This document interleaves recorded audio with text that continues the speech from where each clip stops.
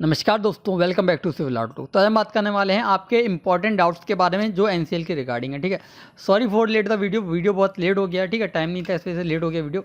लेकिन आपके जो मेजर डाउट्स हैं, जैसे कि सिलेबस के एक एक पॉइंट को डिस्कस कराया जाएगा और सिलेबस के एक एक पॉइंट को डिस्कस कराया जाएगा, यानी कि आपको वीडियो पूरा लास्ट तक देखना है, जिससे आपका कोई भी डाउट रहता है सिलेबस से तो आपका क्लियर हो जाए, फिर आपको कमेंट ना करना पड़े। ओके, हम लोग जो 24 पॉइंट्स है उसके हर एक पॉइंट के बारे में बात करेंगे कि इसका मतलब क्या है, इसका मतलब क्या है। ओके, और साथ ही साथ बात करेंगे कि नेगेटिव मार्किंग है या नहीं है। ठीक है, और एनसीएल का नॉन टेक हम लोग प्रोवाइड कराएंगे या नहीं, और तो प्रोवाइड कराएंगे तो कितना प्रोवाइड कराएंगे। ओके, तो ये भी डाउट है, जितने भी और कितने फॉर्म भरे गए हैं उस पर ही बात करेंगे। ठीक है, तो पहले बात करते हैं हम लोग कि आपका सिलेबस क्या है। तो सिलेबस में आपके टोटल 24 पॉइंट्स हैं। अगर हम अपनी पोस्ट को छोड़ दें ओवरसीयर ग्रेड सी की, तो अदर पोस्ट को देखें तो वहाँ पे हर एक सिलेबस वेल एंड डिफाइंड है। हर एक पॉइंट का नाम बताया गया है कि इस सब्जेक्ट से ये टॉपिक आने वाले हैं। लेकिन यहाँ पे हमारे सब्जेक्ट्स के केस में जो सिविल इंजीनियरिंग का ग्रेड सी है ओवरसीयर का, वहाँ पे 24 पॉइंट्स तो दे दिए हैं, लेकिन वो सब्जेक्ट्स को ही डिवाइड कर दिया, लेकिन उनमें भी जो सब पॉइंट्स होते हैं उनके बारे में कुछ नहीं बोला है। ठीक है, तो पहले हम लोग एक एक करके बात करेंगे। पहला हमारा एस्टिमेटिंग है, पहला पॉइंट। दूसरा कॉस्टिंग है और पांचवा वैल्यूएशन है। देखिए, एस्टिमेटिंग, कॉस्टिंग एंड वैल्यूएशन ये एक सब्जेक्ट बनता है खुद में एक। ठीक है, लेकिन इसको इन्होंने डिवाइड कर दिया, इससे हम लोग को ज़्यादा लग रहा है, लेकिन ये एक सब्जेक्ट है, estimating, costing and valuation. Okay, अब बात करते हैं हम लोग जनरल सिविल इंजीनियरिंग की, यानी कि तीसरा पॉइंट। तीसरा point general civil engineering. General civil engineering में क्या आएगा, कोई डिफाइन है नहीं डिफाइन है। जनरल में कुछ भी आ सकता है आपका। आपके बेसिक डायमेंशंस आ सकते हैं, बेसिक यूनिट्स आ सकती हैं, बेसिक मेजरमेंट्स आ जा सकते हैं। ओके, और साथ ही साथ बेसिक ये आप साइड पे काम करते हो आरसीसी से रिलेटेड, वो भी आ सकता है। यानी कि जनरल में कुछ भी हो सकता है, कोई भी बेसिक लेवल, बेसिक ड्राइंग आ सकती है आपकी।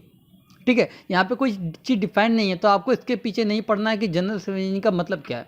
जनरल में भी एनीथिंग। ठीक है, जो भी सिविल इंजीनियरिंग से रिलेटेड है वो जनरल में आएगा, तो यहाँ पे आपको ज़्यादा फोकस करने की नीड नहीं है। ठीक है, मैं आपसे पहले ही बताऊँ, जो आपका मेजर कंटेन करते हैं मार्क्स, उन सब्जेक्ट को आपको प्रायोरिटी पे रखना है, और जो माइनर कंटेन करते हैं उनको आपको सेकेंडरी पे रखना है। ओके, अब बात करते हैं हम लोग फोर्थ पॉइंट की, जो बहुत डाउटफुल है बच्चों का। ठीक है, कंस्ट्रक्शन और स्ट्रक्चर इंजीनियरिंग एंड ड्राइंग, यानी कि आपको कंस्ट्रक्शन या फिर स्ट्रक्चर इंजीनियरिंग पढ़नी है। भाई, स्ट्रक्चर इंजीनियरिंग में तो 4 सब्जेक्ट आ जाते हैं आपके। सोमा आता है, आरसीसी आता है, स्टील आता है, स्ट्रक्चर एनालिसिस आता है। तो 4 पॉइंट्स तो ऑलरेडी इंक्लूडेड है, यानी कि जो फोर्थ पॉइंट है वो 4 सब्जेक्ट को डिनोट कर रहा है आपके। एंड ड्राइंग में आपकी सेकेंड या थर्ड ईयर की ड्राइंग आ जाती है, डिप्लोमा वाली। ओके, तो यहाँ पे आपका एक डाउट क्लियर हो गया होगा कि स्ट्रक्चर इंजीनियरिंग का मतलब क्या है। तो स्ट्रक्चर इंजीनियरिंग में ये 4 सब्जेक्ट आते हैं, सोम, आरसीसी, स्टील और structure analysis. Okay, fifth point valuation हम लोगों ने पहले ही कंप्लीट कर लिया है। 6 की बात करते हैं, सॉइल मैकेनिक्स। देखिए, यहाँ भी चीज़ें डिफाइन नहीं है। सॉइल मैकेनिक्स का मतलब क्या है, अपर जो हम लोग स्टडी करते हैं, बिलो स्टडी करते हैं, वो होता है हमारा फाउंडेशन। लेकिन यहाँ पे टॉपिक्स के बारे में बात नहीं की गई है, तो हम लोग पूरा पढ़ेंगे soil mechanics and foundation engineering, यानी कि जियोटेक पूरा। ओके, 7th है आपका स्ट्रक्चर एनालिसिस। स्ट्रक्चर एनालिसिस आपका फोर्थ पॉइंट में ही इंक्लूडेड हो जाता है कि स्ट्रक्चर इंजीनियरिंग में आता है ये। ओके, 8th की बात करते हैं हम लोग, बिल्डिंग मटेरियल, तो ये तो आपको पता ही है। 9th है मैकेनिक्स यानी कि इंजीनियरिंग मैकेनिक्स जो होता है आपका सब्जेक्ट, उसके बारे में बात की गई है।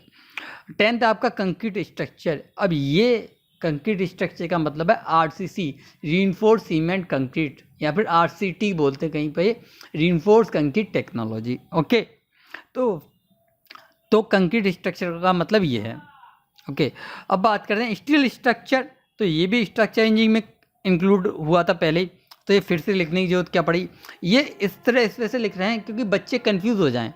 ओके, और जितना कंफ्यूज होंगे उतना ही ये ऊट पटांग क्वेश्चन पुट करेंगे। ठीक है, या फिर बेसिक लेवल पे पुट करेंगे, तो आपको डाउट में नहीं रहना है। इसका मतलब क्या है, ये सब्जेक्ट स्ट्रक्चर इंजीनियरिंग जो फोर्थ पॉइंट है आपका, वहाँ पे ऑलरेडी इंक्लूडेड थे। ओके, आप अब बात करते हैं कंस्ट्रक्शन, यानी कि कंस्ट्रक्शन में जो भी इक्विपमेंट यूज़ होते हैं उसमें आ सकता है बीएमसी आता है, बिल्डिंग मटेरियल कंस्ट्रक्शन से, उससे रिलेटेड आ सकता है। ठीक है, तो ये आपका ब्रिक होता है ना, ब्रिक में कटिंग करते हैं, ब्रिक मेजनरी, तो सब्जेक्ट से ये आएगा। ठीक है, अब बात करते हैं आपका 13वां पॉइंट, वाटर रिक्वायरमेंट। ये क्रॉप से रिलेटेड है कि क्रॉप में आपकी वाटर रिक्वायरमेंट क्या होती है। अब 13वां पॉइंट की बात करते हैं, वाटर रिक्वायरमेंट। देखिए, वाटर रिक्वायरमेंट का मतलब क्या है, क्रॉप को कितने पानी की रिक्वायरमेंट है, ये उससे रिलेटेड है। ओके, इरिगेशन का टॉपिक है ये। ओके, अब बात करते हैं हाइड्रोलिक्स की। हाइड्रोलिक्स यानी कि फ्लूइड मैकेनिक्स। तो आपको पूरा सब्जेक्ट का नाम दे रखा है, आपको पूरा पढ़ना पड़ेगा, लेकिन इसमें आपका कहीं भी इंक्लूडेड नहीं है आपका मशीन एंड पंप्स के बारे में, लेकिन इंक्लूडेड नहीं है, लेकिन हाइड्रोलिक्स बोला है तो आपको वो भी पढ़ना पड़ेगा। ओके, अब बात करते हैं हाइड्रोलॉजी। तो हाइड्रोलॉजी तो आपको पता ही है, highway planning, traffic engine and ये 2 पॉइंट है, ये ट्रैफिक आपका ट्रांसपोर्टेशन से है। ठीक है, हाईवे प्लानिंग आपका फर्स्ट चैप्टर है, ट्रैफिक इंजिन आपका थर्ड चैप्टर है। ठीक है, और जियोमेट्रिक आपका सेकंड चैप्टर होता है। ओके, तो ये दोनों पॉइंट जो हैं आपके टीपी से रिलेटेड है, ट्रांसपोर्टेशन इंजीनियरिंग से। अब बात करते हैं 18 पॉइंट की, 18वें की प्रोजेक्शन। ये आपका ड्राइंग से रिलेटेड है, जो आपकी फर्स्ट ईयर की ड्राइंग होती है प्रोजेक्शन, ये पॉइंट उससे रिलेटेड है। ओके, तो आपको उसको पढ़ना पड़ेगा। ओके, अब बात करते हैं आपकी 19 पॉइंट की, 19वें की एरर एंड एडजस्टमेंट, ये सर्विस से रिलेटेड है। ठीक है, 20 की बात करते हैं एनवायरमेंटल इंजीनियरिंग, ये आपका पूरा एक सब्जेक्ट है। ठीक है, 21 की बात करते हैं सर्विंग। तो सर्विंग तो एक सब्जेक्ट है, ठीक है, लेकिन एरर एंड एडजस्टमेंट आपका अलग से बोला है। ठीक है, 22वां कोऑर्डिनेट सिस्टम, ये अलग से बोला है। ठीक है, 23rd कर्व्स दोनों में आता है, आपका सर्वे में भी आता है और आपका टीपी में भी आता है। ठीक है, तो यहाँ पे सब्जेक्ट्स के सब टॉपिक को भी अलग से फोकस करा गया है। ठीक है, यानी कि आपको पढ़ना सर्वे ही है, लेकिन उसमें से एडिशनल सब्जेक्ट बनाने के लिए लोगों ने अलग से लिख दिए। एरर एंड एडजस्टमेंट हो गया, जैसे कोऑर्डिनेट सिस्टम हो गया, और 24 point measurement of distance and direction. ठीक है, डिस्टेंस यानी कि चेन सर्विंग, डायरेक्शन यानी कि आपका कंपास, तो दोनों हो गए, और दोनों को इंक्लूड करें तो ट्रैवर्सिंग और थियोडोलाइट दोनों बन जाता है। यानी कि कुल मिला के आपको पूरा ही सर्वे पढ़ना है, इनडायरेक्टली इनका कहना ये है। ठीक है, सब्जेक्ट को समझने का ट्राई करना है आपको। ठीक है, इतने 24 पॉइंट्स बोले हैं, लेकिन आप लोग इनको अगर इंक्लूड करोगे तो अराउंड 12 से 13 सब्जेक्ट बैठेंगे मोटे तौर पे। ठीक है, 12 से 13 सब्जेक्ट बैठने वाले हैं। तो ये बात होगी सारी सब्जेक्ट्स के बारे में। अगर आपको अभी भी कोई डाउट रहता है कि ड्राइंग का क्या है, या फिर ये कोऑर्डिनेट सिस्टम क्या है, कहाँ से पढ़ना है, तो आप कमेंट कीजिए, मैं उसके लेक्चर आपको रिकॉर्ड करके प्रोवाइड करा दूँगा, जितना मैं करा सकता हूँ। तो यहाँ पे ये सारे डाउट्स आपके कंप्लीट होते हैं। अगर आपको फिर भी इनमें कोई डाउट रहता है तो आप कमेंट कीजिए।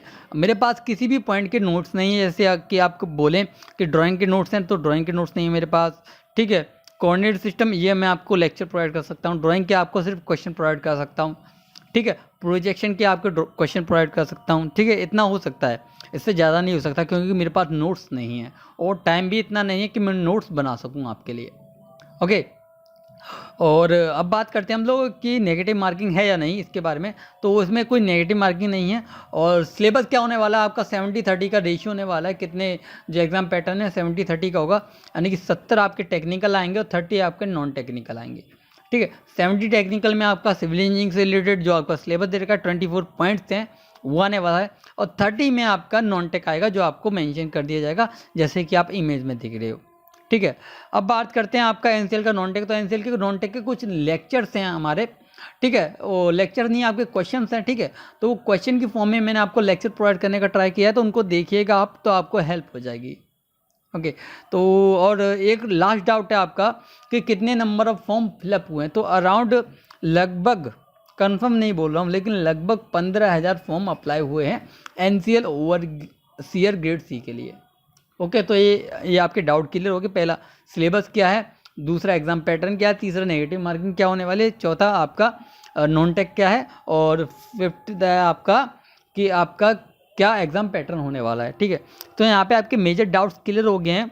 अगर आपको अभी भी नीड है कि आपको किसी सब्जेक्ट का लेक्चर चाहिए पर्टिकुलर, जैसे कि आपका कोऑर्डिनेट सिस्टम, तो आपको ट्रैवर्सिंग पढ़ना है इसके लिए। ठीक है, और आपका मेजरमेंट डिस्टेंस डायरेक्शन, तो ये भी आपका सर्वे में इंक्लूड हो जाता है। कर्व्स आपका सर्वे में इंक्लूड हो जाता है। प्रोजेक्शन आपका ड्राइंग का, इसका मैं प्रोवाइड कर सकता हूँ आपको कुछ क्वेश्चंस। ठीक है, जिससे आपका जो डाउट है थोड़ा क्लियर हो जाए। और ड्राइंग में आप लोग जो पढ़ते हैं, जैसे कि सेकेंड या थर्ड ईयर की ड्राइंग होती है, किंग पोस्ट, क्वीन पोस्ट, आपका PQ और S टाइप की जो ट्रैप होती है उनके बारे में, तो ये जनरल चीज़ें पूछी जाने होती हैं। ठीक है, तो ये सिलेबस में आता है। तो यहाँ पे ये वीडियो कंप्लीट होती है। अगर आपको कोई भी डाउट है, इन केस अगर आपको कोई डाउट है तो आप कमेंट कीजिए। ठीक है, उसका आपको रिप्लाई दिया जाएगा।